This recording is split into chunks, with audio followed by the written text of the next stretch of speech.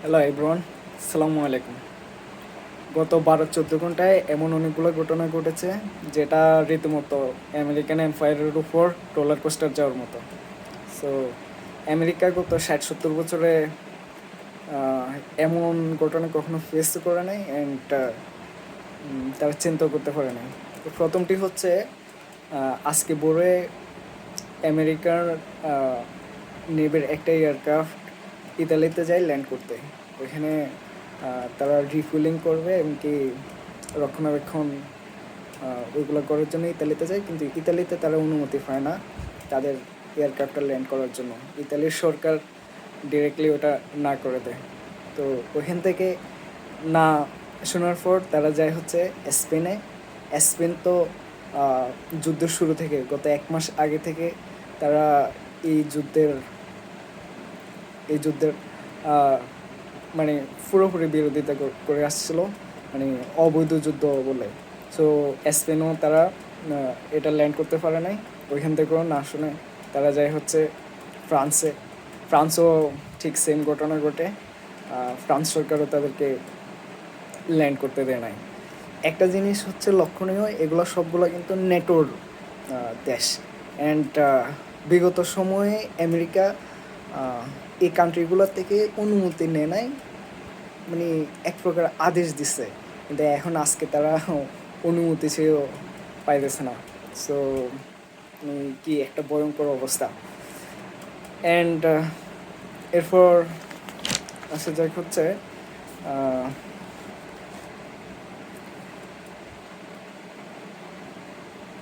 পোল্যান্ডের কাছে আমেরিকা তাদের যে ফেডারেট সিস্টেম আছে আকাশ প্রতিরক্ষার জন্য, ওইটা আদেশ করে যে এটা মিডল ইস্টে স্থানান্তর করতে।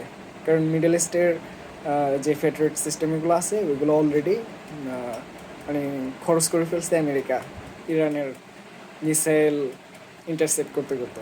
তো এখানে কাহিনী হচ্ছে পোল্যান্ড ডিরেক্টলি বলে দিচ্ছে যে না, আমরা মিডল ইস্টে এই ফেডারেট সিস্টেমটা দিব না, এটা শুধু আমাদের আকাশ প্রতিরক্ষার জন্য। অ্যান্ড নট ইভেন তারা এটাও বলে দিচ্ছে যে তারা নেটোতে পর্যন্ত এটা দিবে না যদি নেটোরও প্রয়োজন হয়। সো চিন্তা করে দেখেন মানে কত স্ট্রং ওয়ার্ড ইউজ করছে আমেরিকার বিপক্ষে। তো এটা হচ্ছে আরেকটা কাহিনী। অ্যান্ড এগুলা তো আমেরিকা কখনো চিন্তাও করে নাই যে তাদের সামনে এমন দিন আসবে। পরেরটা হচ্ছে গতকালকে ইসরায়েলের চ্যানেল 12 একটা প্রতিবেদন করে যে তারা যদি আমেরিকা যদি গ্রাউন্ড ইনভেশন করে ইরানে, তখন তারা মানে ওটাতে যোগ দেবে না, যে ইসরায়েলের শূন্য গ্রাউন্ড ইনভেনশনে যোগ দেবে না। সো বুঝতেই পারতেছেন মানে যার জন্য যুদ্ধ করতেছে সে যোগ দিচ্ছে না গ্রাউন্ড ইনভেনশনে। অ্যান্ড এটা রীতিমতো একটা ভয়ঙ্কর ব্যাপার। তো দেখা যাক তারা যায় কিনা গ্রাউন্ড ইনভেনশনে। তো এরপরে আরেকটা হচ্ছে ইসরায়েলে আজকে একটা ল পাস হয়েছে, লিটারেলি জেনোসাইড করার ল।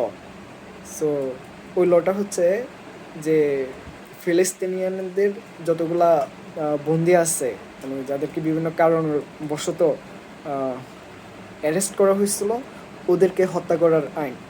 সো এই আইনটা পাশ হওয়ার পরে not even single human organization এটা জন্য প্রতিবাদ করছে। অ্যান্ড ইসরায়েলের যে মন্ত্রী বেনগার এরকম একটা নাম হবে, ও তো রীতিমতো শ্যাম্পেন নিয়ে পার্লামেন্টে আনন্দ উল্লাস করছে। তো তারা দেখেন তারা একদিকে হিজবুল্লাহর সাথে যুদ্ধ করতেছে, অন্যদিকে ইরানের সাথে যুদ্ধ করতেছে, আরেকদিকে এই যে কী বলে ফিলিস্তিনিয়ানদের মারতেছে। অ্যান্ড লিটারেলি এখন জেনোসাইডের ল পাস করছে। তারা চিন্তা করে দেখেন তারা রীতিমতো এখন মিডল ইস্টের ক্যান্সারে রূপান্তর হয়েছে। সো এটাই। Thank you. আল্লাহ হাফেজ।